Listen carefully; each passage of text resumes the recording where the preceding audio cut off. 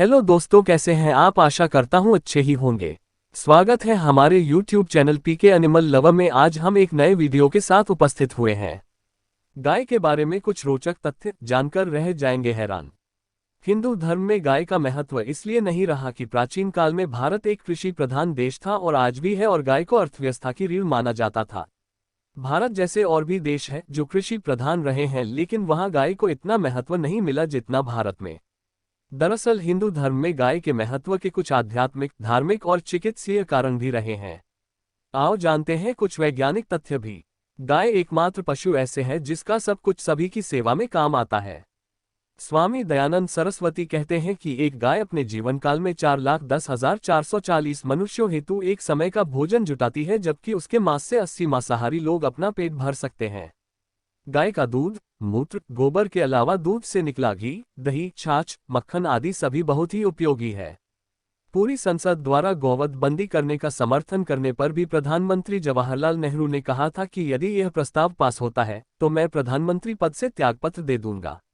एक जानकारी के अनुसार मुस्लिम शासन के समय गौवध अपवाद स्वरूप ही होता था। अधिकांश शासकों ने अपने शासन को मजबूत बनाने और हिंदुओं में लोकप्रिय होने के लिए गौवध पर प्रतिबंध लगाए थे। अंग्रेजों ने भारत में गौवध को बढ़ावा दिया। अपने इस कुकर्म पर पर्दा डालने के लिए उन्होंने मुस्लिम कसाईयों की नियुक्ति बूचड़खानों में की थी। गुरु वशिष्ठ ने गाय के कुल का विस्तार किया और उन्होंने गाय की नई प्रजातियों को भी बनाया। तब गाय की 8 या 10 नस्लें ही थीं, जिनका नाम कामधेनु, कपिला, देवनी, नंदनी, भौमा आदि था। भगवान श्री कृष्ण ने गाय के महत्व को बढ़ाने के लिए गाय पूजा और गौशालाओं के निर्माण की नए सिरे से नींव रखी थी। भगवान बालकृष्ण ने गाय चराने का कार्य गोपाष्टमी से प्रारंभ किया था। पंजाब केसरी महाराजा रणजीत सिंह ने अपने शासनकाल के दौरान राज्य में गौहत्या पर मृत्युदंड का कानून बनाया था। रामचंद्र वीर ने 70 दिनों तक गौहत्या पर रोक लगवाने के लिए अनशन किया था। वैज्ञानिक शोधों से पता चला है कि गाय में जितनी सकारात्मक ऊर्जा होती है उतनी किसी अन्य प्राणी में नहीं। गाय की पीठ पर रीढ़ की हड्डी में स्थित सूर्यकेतु स्नायु हानिकारक विकिरण को रोककर वातावरण को स्वच्छ बनाते हैं। यह पर्यावरण के लिए लाभदायक है। गाय की रीढ़ में स्थित सूर्यकेतु नाड़ी सर्वरोगनाशक, सर्वविषनाशक होती है। सूर्यकेतु नाड़ी सूर्य के संपर्क में आने पर स्वर्ण का उत्पादन करती है। गाय के शरीर से उत्पन्न यह सोना गाय के दूध, मूत्र व गोबर में मिलता है। यह स्वर्ण दूध या मूत्र पीने से शरीर में जाता है और गोबर के माध्यम से खेतों में। कई रोगियों को स्वर्ण भस्म दिया जाता है। देशी गाय के 1 ग्राम गोबर में कम से कम 300 करोड़ जीवाणु होते हैं। रूस में गाय के घी से हवन पर वैज्ञानिक प्रयोग किए गए हैं। 1 तोला 10 ग्राम गाय के घी से यज्ञ करने पर 1 टन ऑक्सीजन बनती है। विश्व की सबसे बड़ी गौशाला पथमेड़ा, राजस्थान में है। गौवंशीय पशु अधिनियम 1995 के अंतर्गत 10 वर्ष तक का कारावास और 10,000 रुपये तक का जुर्माना है। एक समय वह भी था जब भारतीय किसान कृषि के क्षेत्र में पूरे विश्व में सर्वोपरि था। इसका कारण केवल गाय थी। भारतीय गाय के गोबर से बनी खाद ही कृषि के लिए सबसे उपयुक्त साधन थे। खेती के लिए भारतीय गाय का गोबर अमृत समान माना जाता था। किंतु हरित क्रांति के नाम पर सन 1960 से 1985 तक रासायनिक खेती द्वारा भारतीय कृषि को लगभग नष्ट कर दिया गया। अब खेत उर्वर नहीं रहे। अब खेतों से कैंसर जैसी बीमारियों की उत्पत्ति होती है।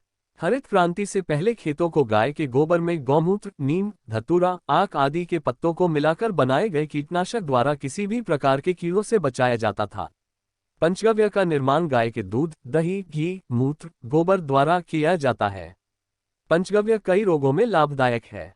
पंचगव्य द्वारा शरीर की रोग निरोधक क्षमता को बढ़ाकर रोगों को दूर किया जाता है। पंचगव्य से गुजरात के बलसाड़ नामक स्थान के निकट कैंसर अस्पताल में 3000 से अधिक कैंसर रोगियों का इलाज हो चुका है। पंचगव्य के कैंसरनाशक प्रभावों पर यूएस से पेटेंट भारत ने प्राप्त किए हैं।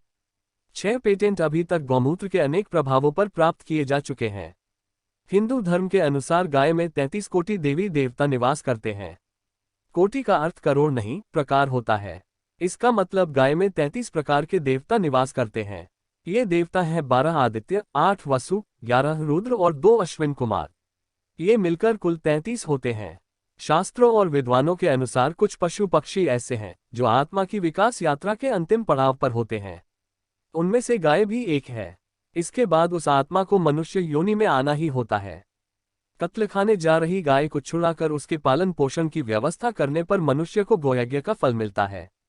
भगवान शिव के प्रिय पत्र बिल्व पत्र की उत्पत्ति गाय के गोबर में से ही हुई थी। ऋग्वेद ने गाय को अघन्या कहा है। यजुर्वेद कहता है कि गौ अनुपमेय है। अथर्ववेद में गाय को संपत्तियों का घर कहा गया है।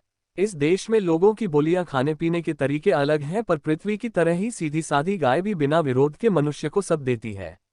पौराणिक मान्यताओं व श्रुतियों के अनुसार गौ साक्षात विष्णु रूप है। गौ सर्व वेदमयी और वेदगौ में है।